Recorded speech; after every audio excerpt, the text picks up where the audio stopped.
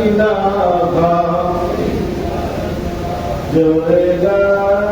ইলাহা আর জোরে লা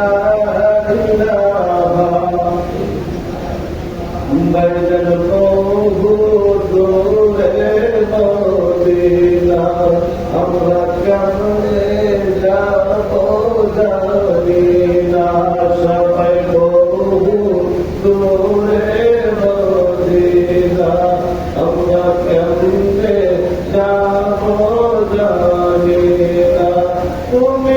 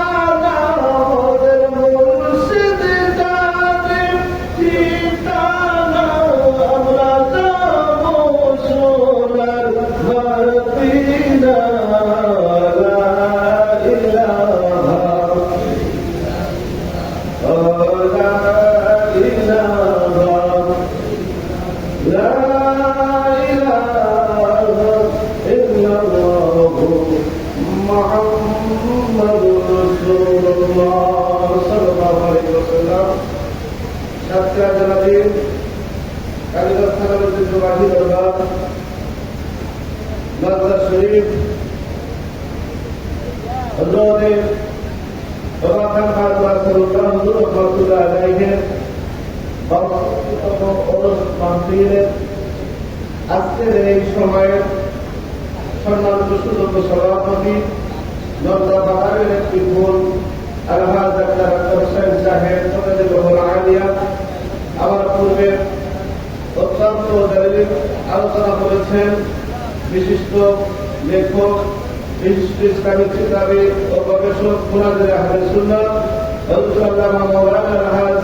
মুফতি আলাউদ্দিন জাহাদি সাহেব আলিয়া তার আলোচনা করেছেন অত্যন্ত ইলমের সামগ্রীর উপরে খুব গভীর থেকে গভীরতম আলোচনা করেছেন পীরে কামেল আল্লামা মাওলানা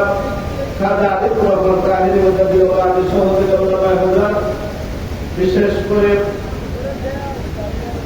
যে বাগানের মধ্যে এসে আমরা এই মুহূর্তে বসে আছি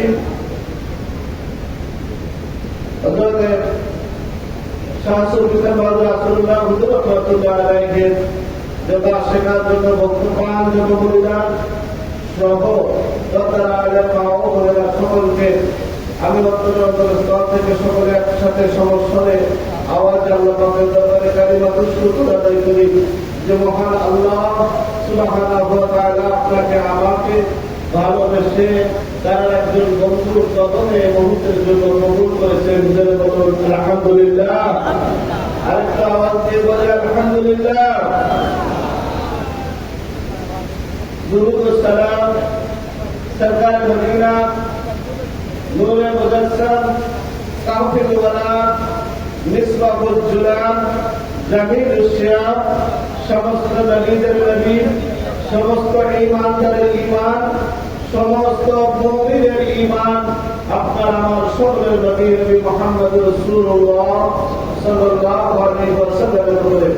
শুকরিয়া জ্ঞাপন করি আল্লাহর ওলিদের যাদের নেকামে যাদের ওসিলায় আমরা আল্লাহর নবী পাকের মহব্বত আউলিয়া কেরামের মহব্বত দ্বীন ইসলামের মহব্বত রাসূল পাকের সুন্নাতের মহব্বত যাদের দিয়ে আমরা শিখেছি শিখতে পেরেছি যারা মানুষের কলবের মধ্যে আবর্জনা মুক্ত করে প্রত্যেকটি সিনার মধ্যে হুকের সুর হুকে আউলিয়ার বীজ পয়দা করে গেছেন আল্লাহ পাক এই সমস্ত আউলিয়া কেরাম যারা পদ্মানিশী হয়েছেন সকলকে জান্নাতের আলা মাকাম দান করুন জোরে বলুন আমিন আর একটু জোরে বলি আমিন আপনারা একটু কাতার বদ্ধ হয়ে একটা সোজা করে একটু বসেন যাতে তাবারকের দিকে শুরু হয় বছরের মধ্যে দেওয়া শুরু করতেছে। মহান আল্লাহ রাব্বুল আলামিন ইচ্ছা করলে আপনাকে আমাকে এই মুহূর্তে বিছানায় শোয়ায় রাখতে পারতেন, বাড়িতে কাঁথা কম্বল মুড়ি দিয়ে ঘুমাতে পারতাম। ইচ্ছা করলে অপারেশন থিয়েটারের মধ্যে রাখতে পারতেন, ইচ্ছা করলে জেলখানার মধ্যে রাখতে পারতেন, ইচ্ছা করলে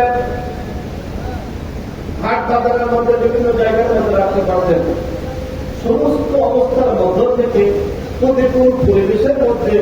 এই মুহূর্তের জন্য আপনাকে আমাকে একজন আল্লাহ পাকের মাহবুব, একজন আল্লাহ পাকের কুতুবের কদমে আমাদেরকে বসে থাকার মতো সুযোগ সৌভাগ্যবানদের মধ্যে কবুল করেছেন। আর একটু আওয়াজ দিয়ে বলি আলহামদুলিল্লাহ। আমার আলোচনার বিষয় হল